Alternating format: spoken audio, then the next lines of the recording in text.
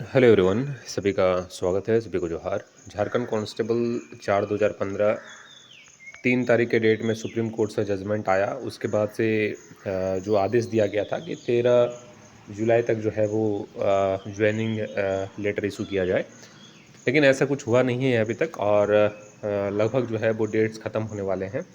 आज 2 जुलाई हो चुका है, लेकिन कोई भी अपडेट्स अभी तक नहीं आया है। जबकि मेडिकल की बात भी सुप्रीम कोर्ट में की गई थी कि विद्यार्थियों का मेडिकल भी लिया जाएगा। और जिस तरह से आप लोगों को पता होगा कि 888 छात्रों का सिलेक्शन और मेडिकल यहाँ पे के लिए जो है वो हुआ था, और मेडिकल लिया जाना है 888 विद्यार्थियों का। इसमें ज़्यादा समय तो नहीं लगेगा मेडिकल लेने में, क्योंकि नॉर्मल मेडिकल की बात की गई है। जिस तरह से सुप्रीम कोर्ट में आदेश दिया गया है कि उम्र के साथ जिस मेडिकल में बदलाव होता है उसमें छूट दिया जाए। एग्जाम्पल के लिए आई विज़न टेस्ट मान के चलिए, तो उम्र के साथ वो बदलता है, तो उसमें जो है वो छूट देने की बात की गई। और भी जो उम्र के साथ बदलाव आता है, जिस मेडिकल इशू होते हैं, उसमें छूट देने की बात की गई। और जिसमें उम्र के साथ कोई बदलाव नहीं होता, जैसे आई विज़न में ही आपका हो जाता है सीवी, कलर ब्लाइंडनेस, ठीक है। तो इसमें उम्र के साथ कोई बदलाव नहीं आता है, तो इसमें कोई छूट आपको नहीं मिलेगा। इसके बाद आता है नौकनी। नौकनी, फ्लैट फुट, इस सब में भी उतना छूट आपको नहीं मिलेगा। ऐसी पॉसिबिलिटीज़ यहाँ पे है। लेकिन अब आपके मन में ये प्रश्न आ रहा होगा कि आखिर अपडेट्स क्यों नहीं आ रहे हैं। तो देखिए, जैसे आप लोगों को पता होगा कि एग्ज़ाम फाइटर वाले भाई जो हैं, कुणाल भाई, उनके माध्यम से मैं अपडेट लेने का प्रयास कर रहा हूँ, क्योंकि वो थोड़ा और भी सटीक जानकारी देते हैं, और मेरे भी कुछ स्रोत हैं जहाँ से मैं पता करने का प्रयास कर रहा हूँ। तो देखिए, जेएसएससी में फाइल आगे बढ़ा है, ये चीज़ मैंने आपको पहले ही बताया था, और ये चीज़ कहा था कि 1 तारीख को जो है वो मैं आपको अपडेट करूँगा। लेकिन पूरा क्लियर पता नहीं चल पाया, क्योंकि मेरी भी कुछ व्यस्तता थी, और जिसके माध्यम से मैं पता कर रहा हूँ उनको भी कुछ समय का इशू था। लेकिन निश्चित रहिए, 1 से 2 दिनों में मैं आपको पूरा कंफर्म पता करके बता दूंगा।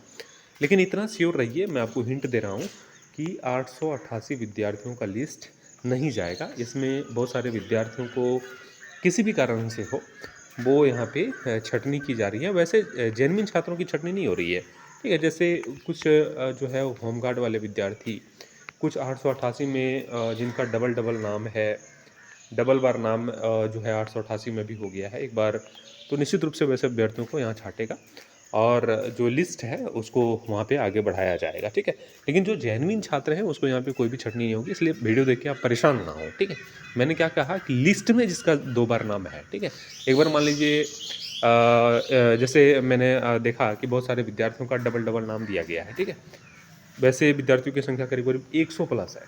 तो वैसे यहाँ पे वैसे अभ्यर्थियों की छटनी की जाएगी, ठीक है। परेशान नहीं होना है, और 1 से 2 दिन का समय और मुझे दीजिए। मैं निश्चित रूप से आपको जो भी जानकारी दूंगा वो 100% ऑथेंटिक होगा। देखिए, जानकारी मुझे मिली है, जहाँ तक मैं आपको बता रहा हूँ कि जहाँ तक मुझे जानकारी मिली, वो 5 जुलाई तक कुछ अपडेट आ सकता है, ऐसी जानकारी मुझे मिली है। लेकिन इसकी सत्यता की पुष्टि मैं नहीं करता हूँ, क्योंकि मेरे माध्यम से जानकारी नहीं जुटाई गई, मुझे किसी ने कहा, ठीक है। तो इसकी पुष्टि मैं नहीं करता हूँ, लेकिन 5 जुलाई का डेट जो है वो कहा गया है कि कुछ कुछ अपडेट आ सकता है।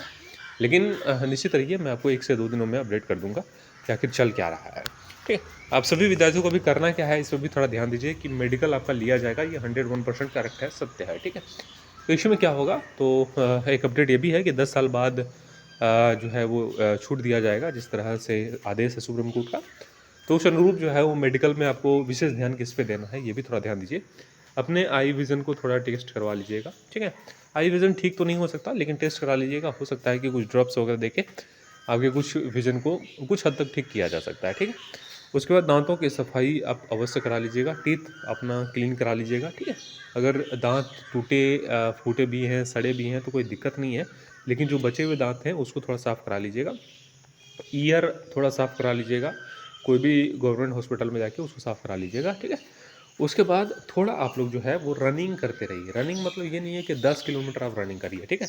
1 किलोमीटर 2 किलोमीटर मॉर्निंग वॉक आप करते रहिए, हल्का फुल्का दौड़ते रहिए, ताकि आपका जो है ब्लड प्रेशर वगैरह जो है वो हार्ट बीट वगैरह सही रहे, और वहाँ पे कोई भी समस्या का सामना आपको ना करना पड़े, ठीक है।